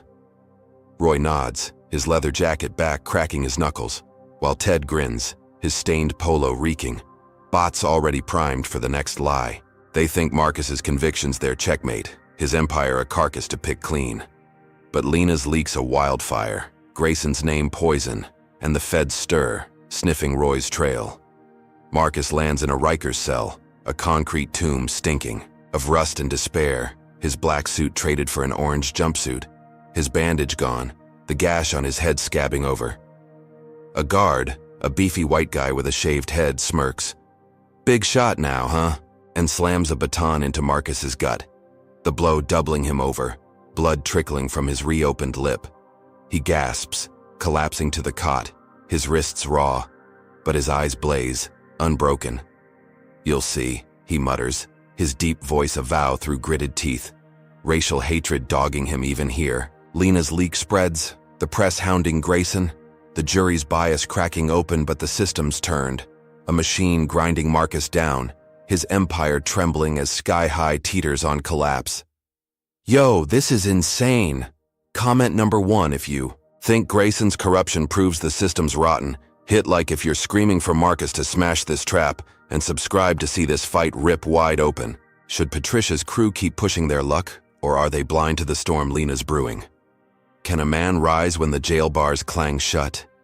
Stay locked in, because this reckoning's about to turn everything you thought you knew upside down. The federal courthouse in Manhattan trembles with the aftershocks of Marcus Grant's conviction, the air thick with the stench of betrayal as bailiffs drag him away, his orange jumpsuit a stark blaze against the gray stone. His wrists chafe, under the cuffs, his split lip bleeding anew from the guard's baton, his broad frame unyielding despite the weight of 5 years slamming down. Lena collapses onto a wooden bench, her navy blouse soaked with sweat, her hands trembling as she clutches the edge, her brown eyes wide with shock. Amara's cries echo from the sitter's arms outside, a piercing wail that cuts through the courtroom's roar, her small body racked with sobs, Mr. Snap's dangling limp. Lena's scream, swallowed by the chaos, hangs in her throat, a silent vow as Marcus disappears behind a steel door, his deep voice echoing, "Keep fighting," a lifeline she clings to with every fiber. Patricia Cole steps onto the courthouse steps, her cheap blazer traded back for a wrinkled hoodie, her blonde ponytail swinging as she smirks at the cameras, her pale blue eyes glinting with triumph. Reporters swarm, mics thrusting forward, and she laughs a shrill, jagged sound. "Justice served," she declares, her voice dripping with venom, her posture puffed like a victor claiming spoils. The crowd jeers, protesters hurling insults, but she basks in it, her termination a badge she wears with pride, her payout from Harold Vance a secret cushion. Roy slinks beside her, his leather jacket creaking, his gray buzz cut catching the sun, his gravelly chuckle low as he nods to Ted lurking in the shadows. Ted adjusts his gold chain, his stained polo reeking of victory, and grins. "Next move's ours," his words a promise of more chaos. They slip into a waiting car, peeling off to Vegas, their motel hideout a neon-lit fortress for their next scheme.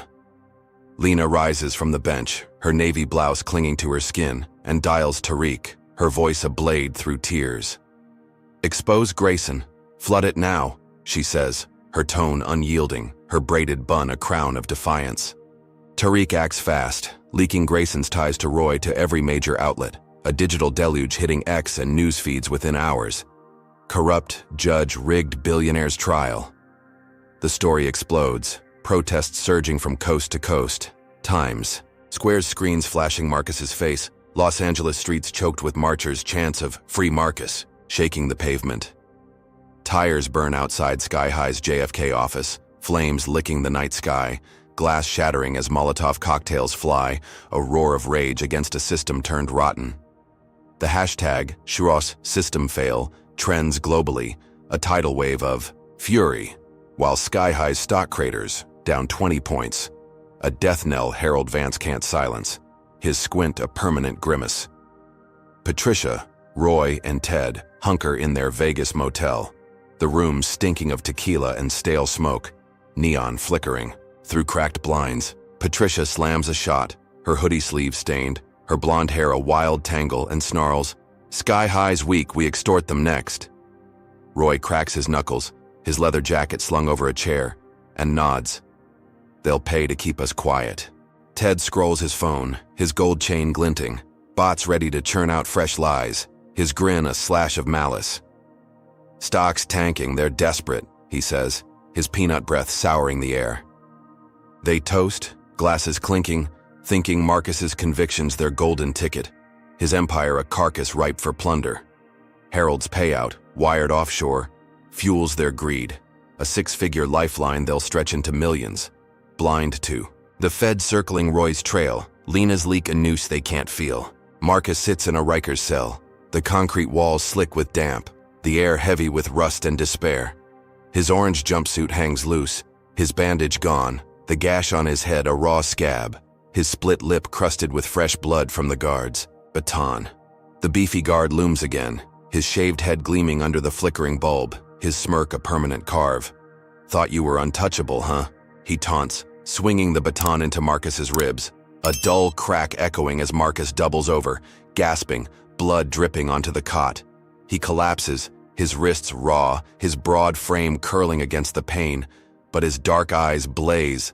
A fire no blow can snuff. "You'll pay," he rasps, his deep voice a vow through gritted teeth, racial hatred a shadow that stalks him even here, the system's claws sinking deeper. Lena rallies Marcus's team in the hotel suite, a war room buzzing with laptops and coffee, her navy blouse swapped for a black tee, her jeans a battle uniform.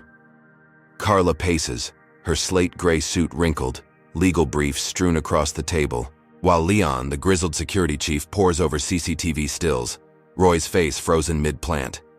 Tariq types furiously, his wiry frame hunched, feeding Grayson's dirt to the press, the leak spreading like wildfire.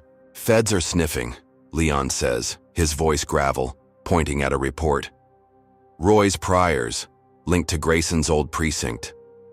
Lena nods, her brown eyes steel, and grips a photo of Marcus, his bloodied face from the hotel lot, a fuel to her fight.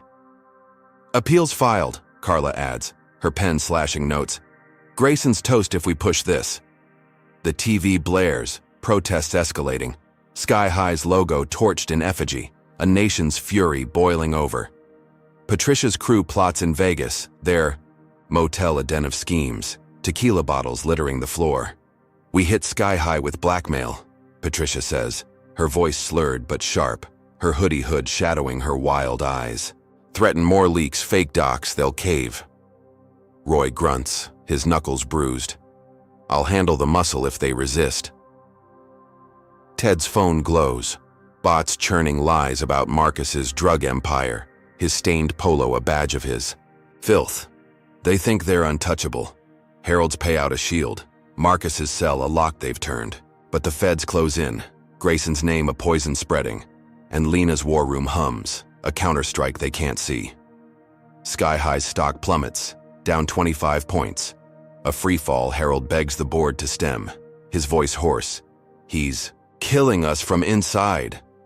Marcus lies on the cot, blood pooling beneath his ribs, the guard's baton a fresh bruise on his soul. He breathes shallow, pain lancing through, but his mind races, plotting beyond the bars. The guard smirks, twirling the baton, and mutters, "Stay down, rich boy," before lumbering out, the cell door clanging shut. Marcus forces himself up, his orange jumpsuit stained, his wrists raw, and grips the cot's edge, his dark eyes fixed on the wall, a vow etched in his gaze. Lena's leaks a lifeline, the protests a heartbeat, but the abyss deepens, racial hatred a blade that cuts deeper with every blow. Sky High teeters, its offices smoking ruins, its board scrambling. Harold's pleas a whisper in the storm. Lena stands at the hotel window, the Manhattan skyline a jagged blur, her black tee taut across her shoulders, her hands clenched. Carla joins her, legal briefs in hand, and says, "Appeals are shot, Grayson's cracking." Leon nods, his grizzled face stern. "Feds will nab Roy, it's a matter of time." Tariq pings, "Stock's dead, they're bleeding cash." Lena turns, her brown eyes a storm, and grips Marcus's photo tighter, his bloodied face a call to arms. "He's not staying there," she says, her voice a vow, her braided bun a crown of defiance. The TV flickers, news of riots, Sky High's collapse, a nation teetering on the edge. But Patricia's crew schemes on, blind to the noose tightening. The systems turn a double-edged sword slicing both ways.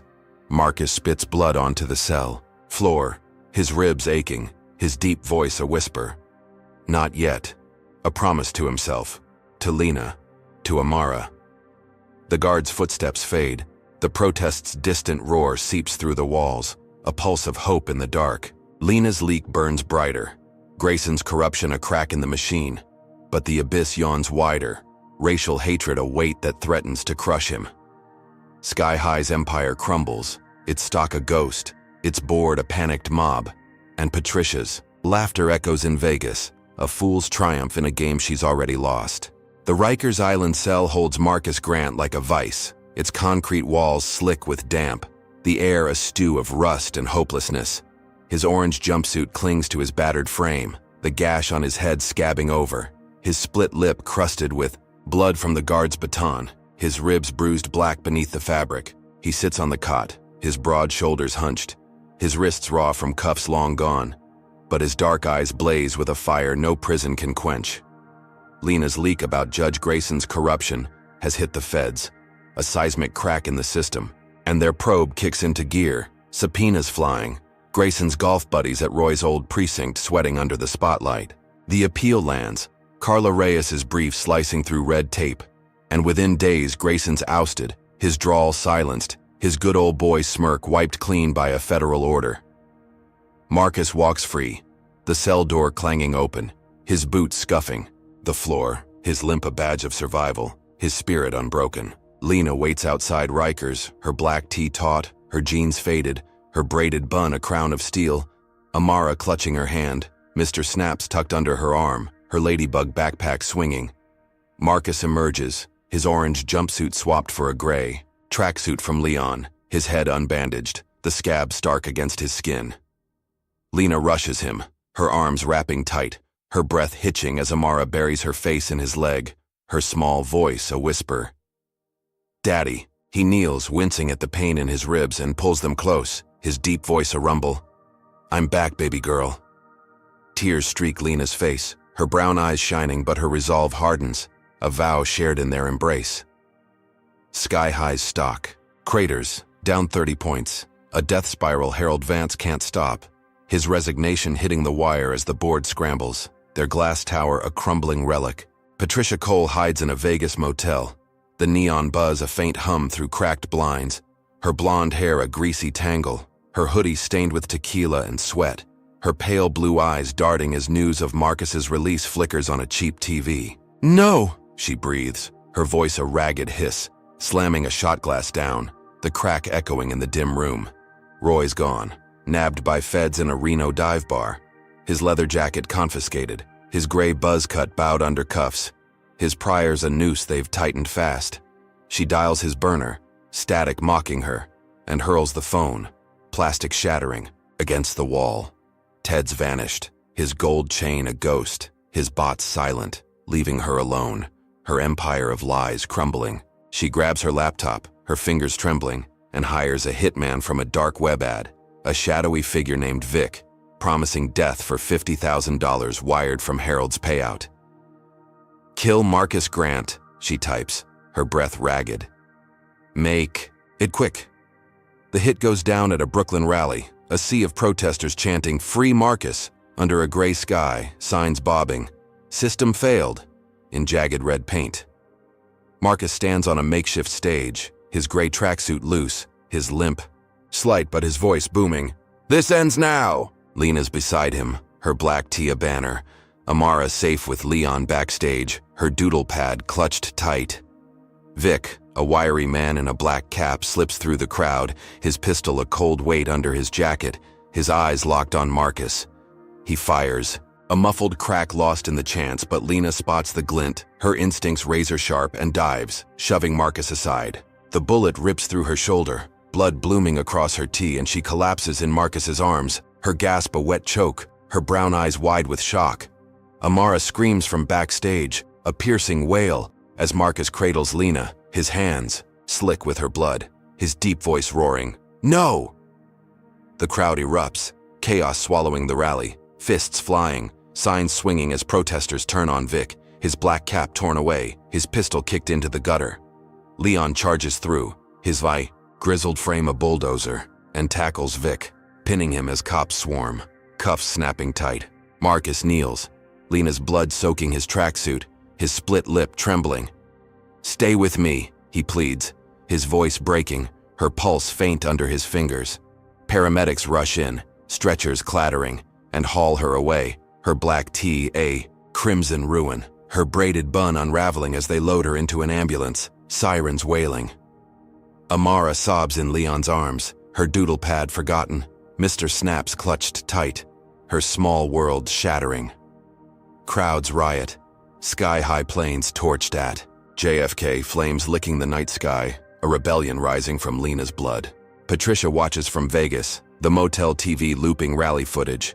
Lena's fall a grainy blur, her tequila shot frozen mid-air, her pale blue eyes wide with glee. "Got him," she mutters, her voice slurred, her hoodie sleeve stained, thinking, Lena's hit seals Marcus's doom. But feds raid her room, doors splintering, guns drawn, her laptop open to Vic's chat, her $50,000 wire a glowing confession. "Patricia Cole, you're under arrest," a burly agent barks, cuffs biting her wrists, her blonde hair wild as they drag her out, her screams a shrill echo in the neon night. Roy's flipped, his plea deal spilling her plans.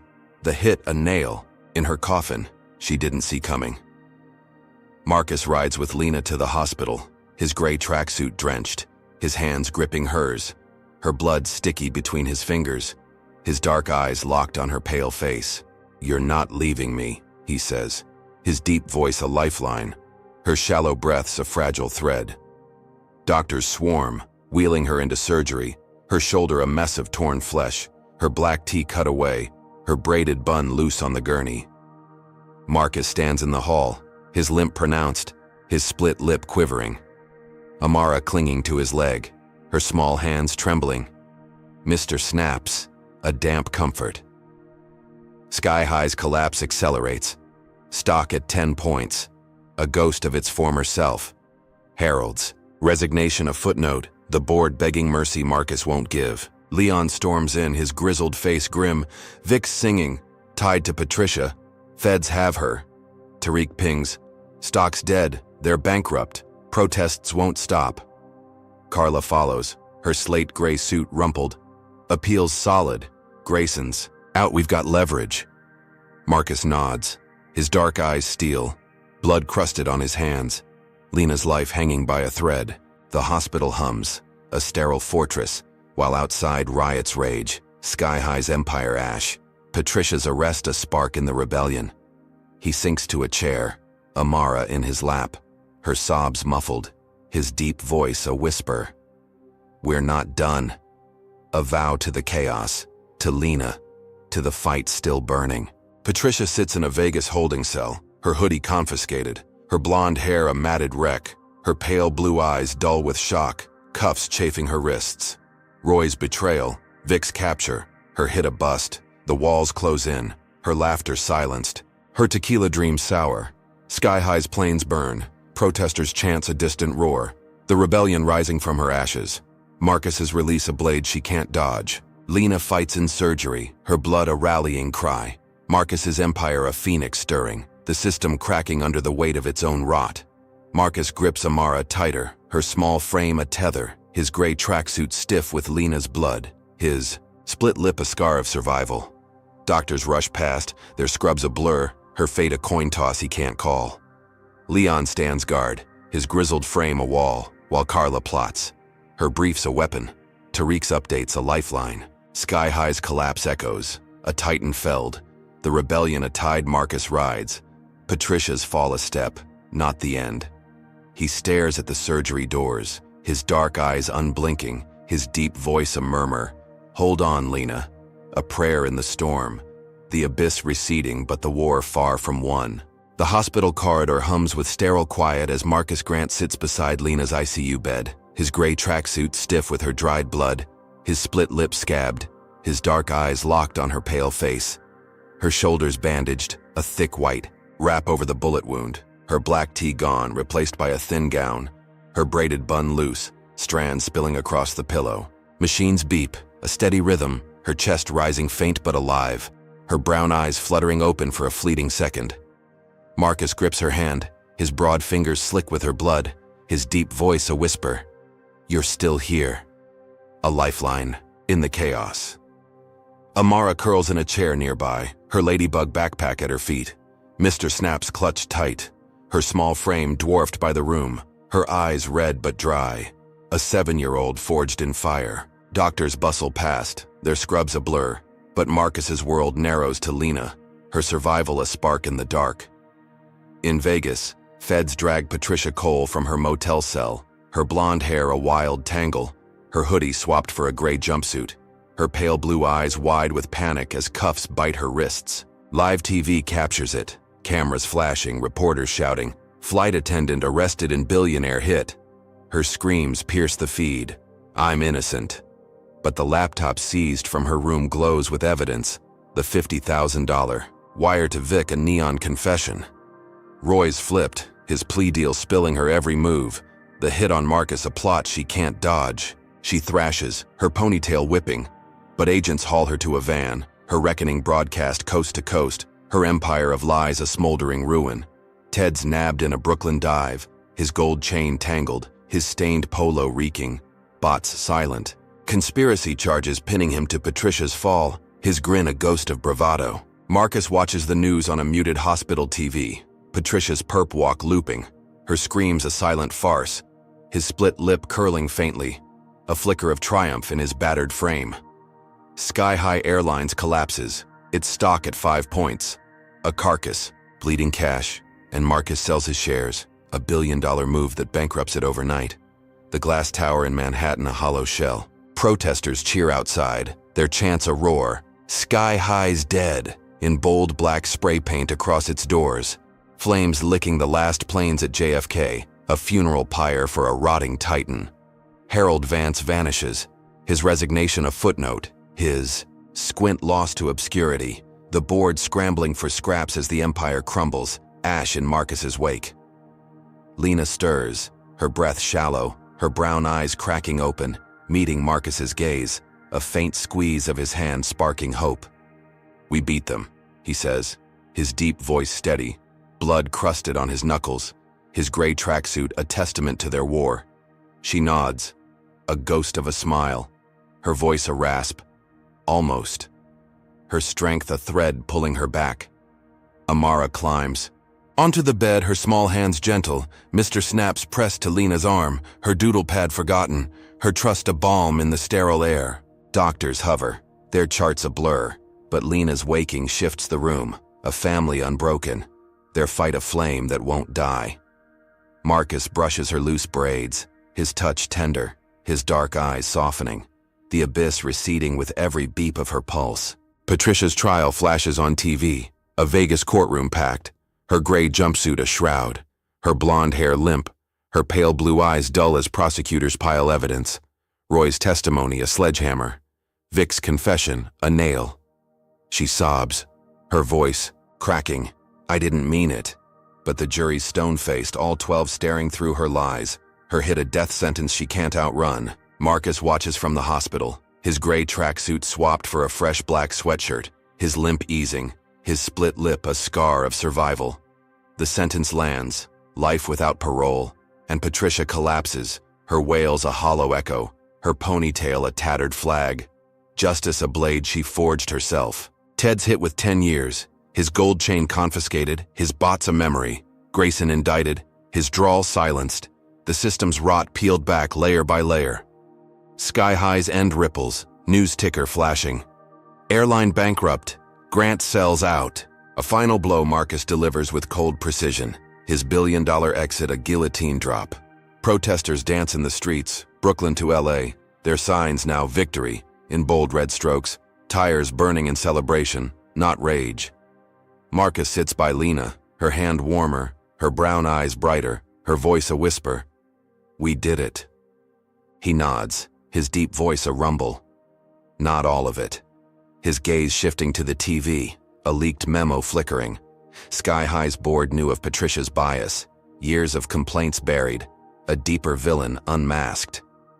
"They're next," he says, his split lip twitching, blood gone but the fight alive, his empire a phoenix stirring from ash. Lena's recovery creeps, her shoulder stitched, her black tee a memory, her gown a fragile shield, but her spirit surges, her brown eyes locking with Marcus's, a shared vow in their grip. Amara doodles again, a plane in gold and black. Her small hands steady, Mr. Snaps a silent guard, her trust a bridge over the chaos. Leon storms in, his grizzled face grim. Boards hiding, memos legit, feds are digging. Carla follows, her slate gray suit crisp. "We've got 'em. Civil suits ready, billions more." Tariq pings. Stocks 0. They're done. Phoenix Air's rising. Marcus nods. His dark eyes steel. The reckoning a wave he rides. Patricia's fall a step. The board's betrayal a war unfinished. In Vegas, Patricia rots in a cell. Her gray jumpsuit a tomb. Her blonde hair a matted wreck. Her pale blue eyes, staring at nothing. Cuffs chafing her wrists. Roy's deal cuts his time. His leather jacket a memory. His gravelly voice a traitor's whisper. While Ted stews in a Brooklyn jail. His gold chain pawned. His stained polo a rag. Grayson's indictment hits. His good old boy smirk a ghost. His precinct ties a noose tightening. The system cracking under Marcus's hammer. Sky High's board scrambles. Their glass tower a mausoleum. Their wealth evaporating. Harold's pleas a faint echo. The memo a death knell they can't dodge. Marcus stands, his limp fading. His black sweatshirt a new skin. His split lip a badge of survival. Lena's hand in his. Her pulse stronger. Her brown eyes a mirror to his fire. Phoenix Air, he says, his deep voice a promise. The rival, Airline he's bought a blade to wield, a fresh empire rising from Sky High's corpse. Amara looks up, her doodle a prophecy, gold and black wings soaring, her small voice chirping. Our plane, Daddy? He nods, ruffling her curls. Ours, baby girl. His dark eyes glinting, the reckoning a tide turning. The board's betrayal a shadow he'll chase. Lena squeezes his hand, her gown rustling, her voice a thread. Finish it. A command he'll carry to the end. The hospital room glows, a fortress reclaimed, Lena's recovery a heartbeat, Amara's trust a light, Marcus's resolve a mountain unmoved.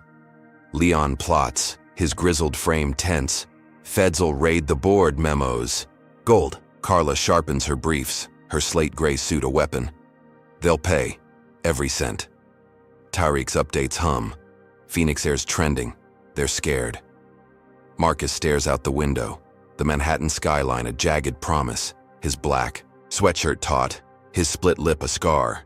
Lena's blood a memory fueling his war. Sky High's ash settles. Patricia's life sentence a stone. Ted's jail a cage. Grayson's fall a crack. But the board looms. Their memo a thread to unravel. The reckoning a storm still brewing.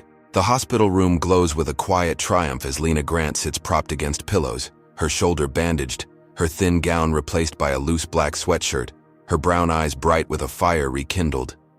Marcus stands beside her, his gray tracksuit swapped for a tailored charcoal suit, his split lip a faint scar, his dark eyes glinting with resolve, his limp nearly gone. Amara perches on the bed's edge, her ladybug backpack at her feet, Mr. Snaps in her lap, her small hands clutching a doodle of a plane in gold and black, her curls bouncing as she beams up at her parents. Doctors have cleared Lena, her recovery, a miracle stitched from grit. Her braided bun retightened, a crown of survival. Marcus grips her hand, his broad fingers steady, his deep voice a rumble. We're finishing this. A vow sealed in their shared scars. The ICU, a memory fading. Behind them, he schedules a global press conference, broadcast from a sleek Brooklyn studio, the skyline a jagged backdrop through floor-to-ceiling glass. Reporters pack the room, cameras rolling, mics bristling, the air electric with anticipation. Marcus steps to the podium, Lena at his side, her black sweatshirt a quiet banner, Amara beside her, her doodle pad tucked under her arm, a family forged in battle. Sky High's board knew, Marcus says, his voice booming, steady as stone, holding up the leaked memo, its text stark on the screen behind him. They buried Patricia Cole's bias, 3 complaints ignored, years of rot they hid. He tosses files to the press, names circled, dates underlined, a wiry reporter snatching them with a gasp, pages fluttering as the room erupts, questions flying, X igniting with Wusashimer's sky-high betrayal trending in seconds.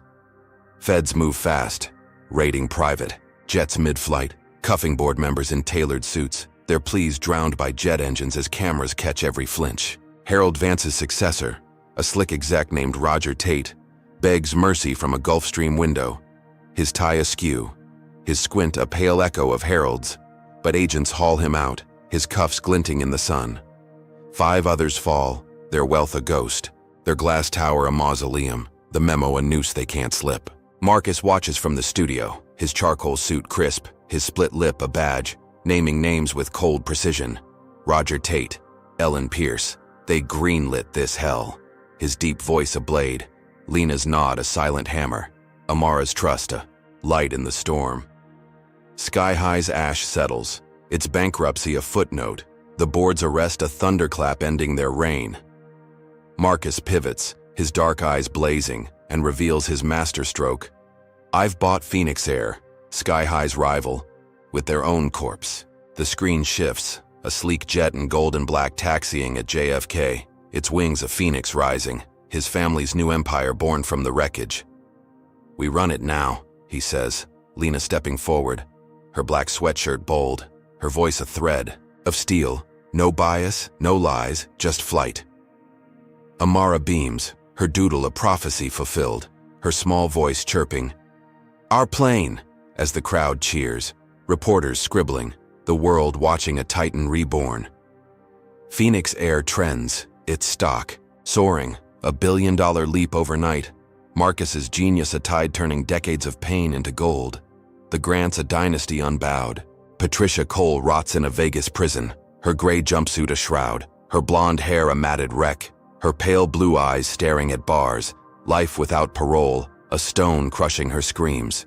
Her trial replays on a cell block TV, her sobs a ghost, Roy's testimony a nail, Vic's confession a chain, her hit on Lena a death she can't outrun. She collapses on her cot, her wrists raw, her hoodie a memory, her empire of tequila and lies a ruin televised for the world. Ted stews in Brooklyn, his 10-year sentence a cage, his gold chain pawned, his stained polo a rag. Bot silenced, his grin a faded smear. Grayson's indicted, his good old boy drawl mute, his precinct ties a noose. The system's rot peeled back, justice a blade Marcus wields with precision. The twist unfurls, Marcus revealing his prison play. I turned Roy, fed him lies from my cell, set this domino chain.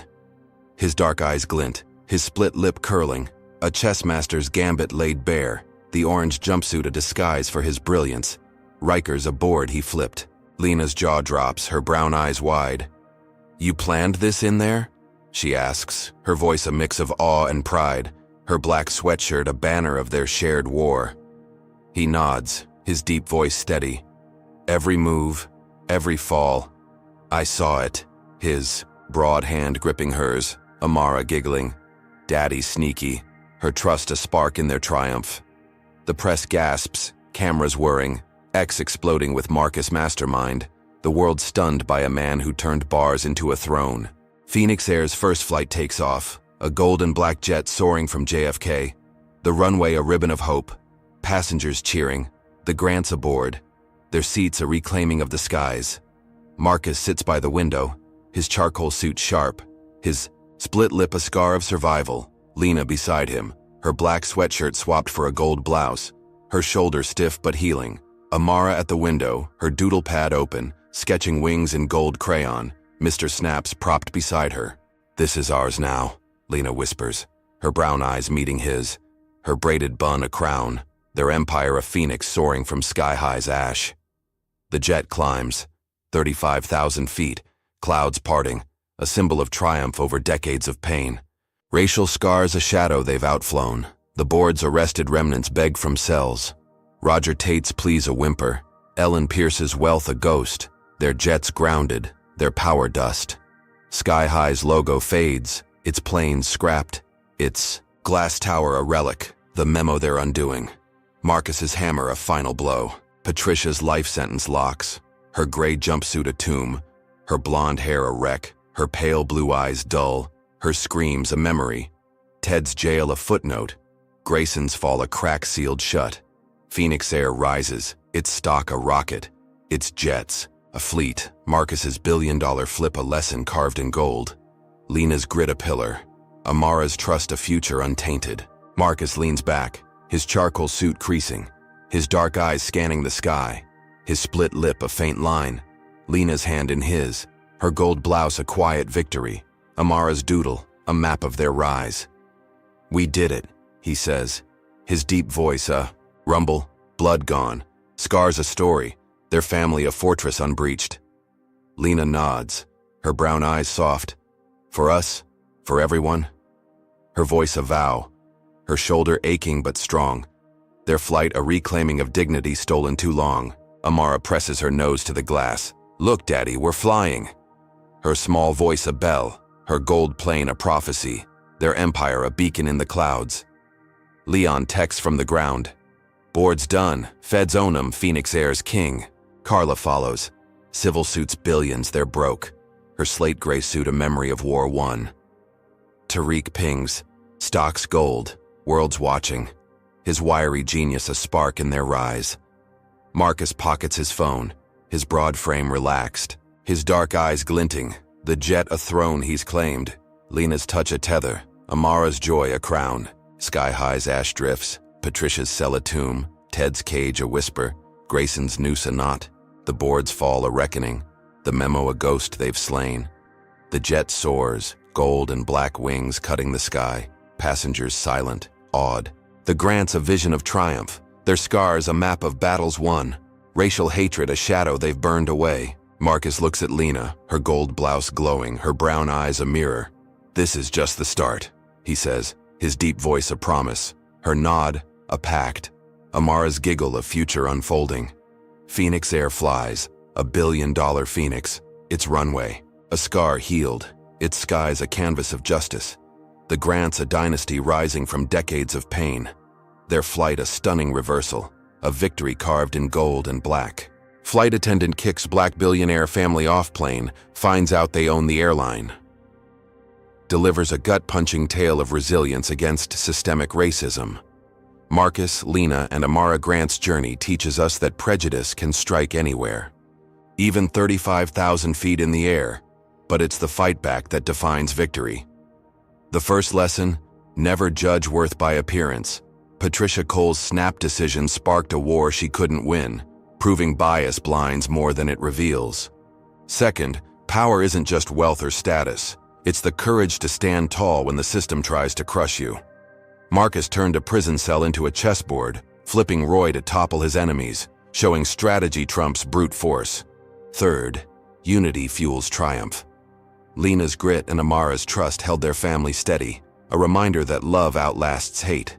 Finally, accountability matters. Sky High's board hid Patricia's dirt, but truth clawed free, sinking their empire, and birthing Phoenix Air from its ashes. This isn't just a story, it's a mirror to our world, where racial scars run deep, but justice can soar higher. So what hits you hardest here? How far would you go to fight a rigged game? Drop a comment with your take, hit like if Marcus and Lena's comeback fired you up, subscribe to catch more epic battles against injustice, and share this to spark the convo wider. Thanks for riding this wild flight with us. Here's to soaring, past the shadows, chasing a sky where fairness isn't just a dream but a damn reality. Stay bold, stay fierce.